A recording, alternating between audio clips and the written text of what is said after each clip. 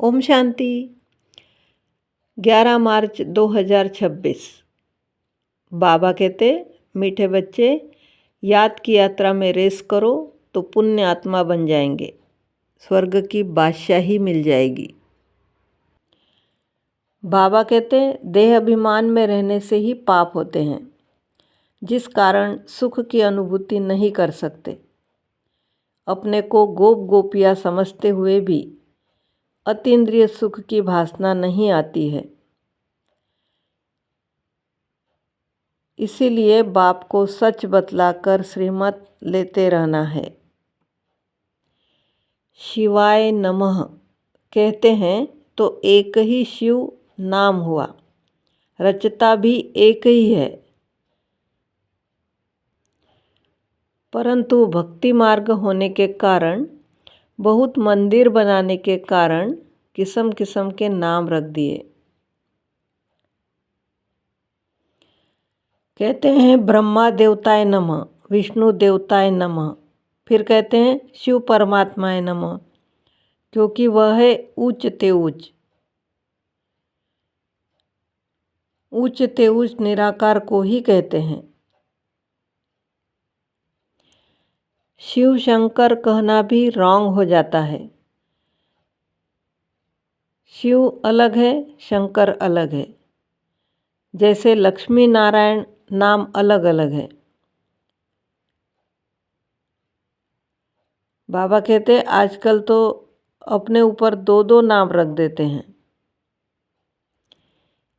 एक ही व्यक्ति के राधा कृष्ण, लक्ष्मी नारायण ऐसे नाम रखते हैं। एक तरफ कहते हैं आत्मा एक स्टार मिसल है, भ्रुकुटी के बीच में चमकता है सितारा। फिर कहते हैं आत्मा सो परमात्मा। पुकारते हैं पतित पावन आओ, परंतु वह पावन कैसे बनाते हैं यह कोई नहीं जानते। गंगा को ही पतित पावनी समझ लेते हैं। पतित पावन तो एक ही बाप है। बाबा कहते हैं मन मना भव, माँ में कम याद करो। बाप को और वर्षे को याद करना है। बाप है स्वर्ग का रचयिता, तो जरूर बाप को याद करने से स्वर्ग की बादशाही मिलेगी। बच्चा पैदा हुआ और बाप कहेगा वारिस आया। ब्रह्मा और विष्णु इकट्ठा दिखाते हैं। ब्रह्मा सो विष्णु, भक्ति का फल विष्णु के रूप में मिल रहा है, राजाई का। विष्णु व श्री कृष्ण का साक्षात्कार तो बहुत किया होगा, परंतु समझा जाता है भिन्न भिन्न नाम रूप में भक्ति की है। साक्षात्कार को योग व ज्ञान नहीं कहा जाता। इस ज्ञान की एम ऑब्जेक्ट है ही मनुष्य से देवता बनने की। अभी हम देवता धर्म के बनते हैं। बाकी पुरुषार्थ कराने के लिए बाप कहते हैं और संग बुद्धि का योग हटाओ। देह से भी हटाए, बाप को याद करना है। जैसे आशिक माशूक काम भी करते रहते हैं, परंतु दिल माशूक से लगी रहती है। बाप भी कहते हैं माँ में कम याद करो, फिर भी बुद्धि और तरफ भाग जाती है। हम सतयुग से लेकर सीढ़ी उतरते आए, थोड़ी थोड़ी खाद पड़ती रहती है। सतों से तमो बन जाते हैं। फिर अब तमो से सतो बनने के लिए बाप जंप कराते हैं। सेकंड में तमो प्रधान से सतो प्रधान। हम बाबा के मीठे मीठे बच्चे हैं, तो पुरुषार्थ तो करना पड़े ना। बाप तो शिक्षा देते ही रहते हैं। अच्छे अच्छे सेंसिबल बच्चे खुद अनुभव करते हैं बहुत डिफ़िकल्ट है, कोई तो बिल्कुल बताते नहीं। अपनी अवस्था बतानी चाहिए। बाप को निरंतर याद करने से खाद निकलती है। जब तक शरीर है तब तक पुरुषार्थ चलता रहेगा। बुद्धि भी कहती है, याद घड़ी घड़ी भूल जाती है। इस योग बल से ही हम बादशाही प्राप्त करते हैं। सब तो एक जैसी दौड़ी पहन नहीं सके। रेस में भी जरा सा फर्क पड़ जाता है। माया पहलवानों को ही चक्र में लाती है। इसमें बहादुर बनना पड़े। सच बताने से हल्के हो जाएंगे। कितना भी बाबा समझाते हैं फिर भी कुछ न कुछ तो चलता ही रहता है। अनेक प्रकार की बातें होती हैं। अब जबकि बाप से राज्य लेना है तो बाप कहते हैं बुद्धि और तरफ से हटाओ। 5000 वर्ष पहले भारत स्वर्ग था। हम अभी अपने जन्मों को भी जान गए हैं। बाप बार बार समझाते हैं कि एक तो पवित्र रहना है और दूसरा झूठ पाप कुछ नहीं करना है, नहीं तो बहुत घाटा पड़ जाएगा।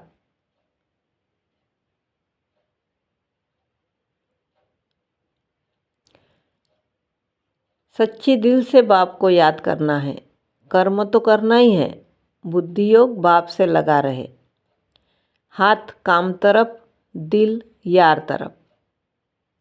यह अवस्था पिछाड़ी की है, जिसके लिए गाते हैं अतीन्द्रिय सुख गोप गोपियों से पूछो। भक्ति मार्ग में भी अच्छे व बुरे कर्म का फल मिलता है। देने वाला तो बाप ही है ना। किसको दुख देंगे तो जरूर दुख भोगेंगे। जैसा कर्म किया है तो भोगना ही होगा।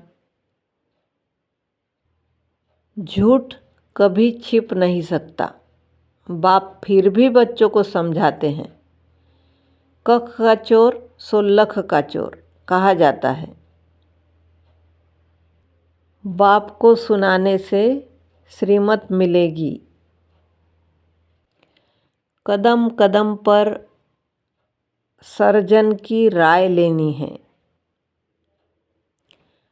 बाबा बूढ़ियों के लिए कहते हैं सिर्फ बाप और वर्षे को याद करो। प्रजा नहीं बनाते तो राजा रानी भी नहीं बन सकते। फिर भी जो छिपाते हैं उनसे तो उच्च पद पा सकते हैं। बाप का फर्ज है समझाना। भारत का सर्वोत्तम शास्त्र है सर्वशास्त्रमयी शिरोमणि गीता, जो कि भगवान ने गाई है। बाकी सब धर्म तो बाद में आते हैं।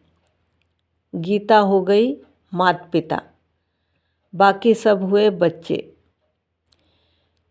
गीता में ही भगवान वाच है।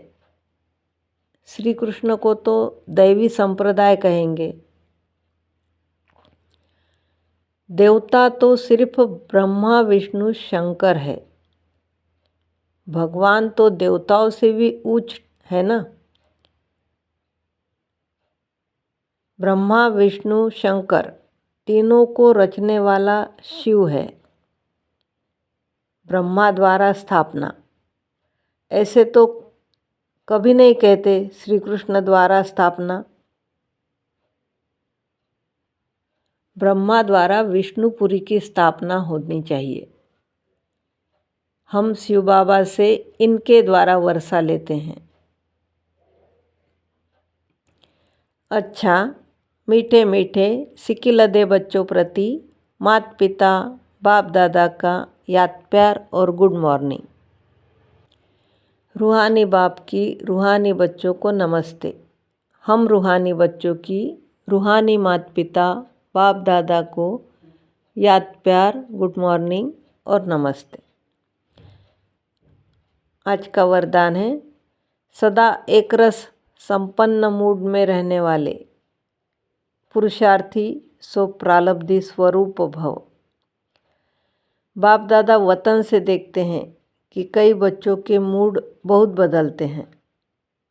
कभी आश्चर्यवत की मूड तो कभी क्वेश्चन मार्क, कभी कंफ्यूज तो कभी टेंशन, तो कभी अटेंशन का झूला।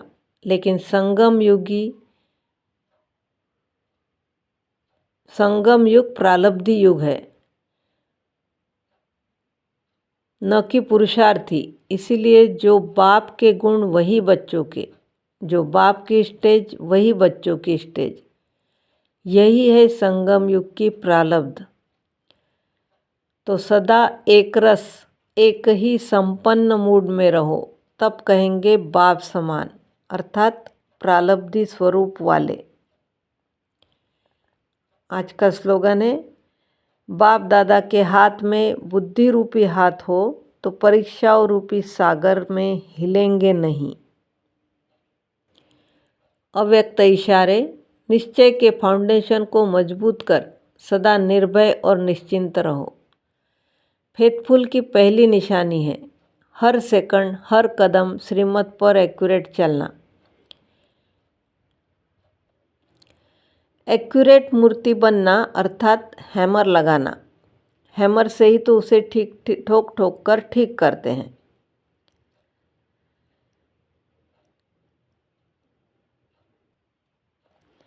हीरो एक्टर अर्थात एक्यूरेट पार्ट बजाने वाले, निश्चय बुद्धि, निश्चिंत आत्मा। ओम शांति।